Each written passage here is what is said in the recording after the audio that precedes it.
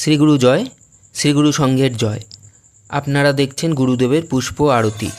গতকাল 26শে অক্টোবর 2025 রবিবার বরিশা পূর্বপাড়া কলকাতা 8-এ অবস্থিত পবিত্র দাস দাদার বাড়িতে অনুষ্ঠিত ভাতৃসঙ্গে চলছে গুরুদেবের আরতি।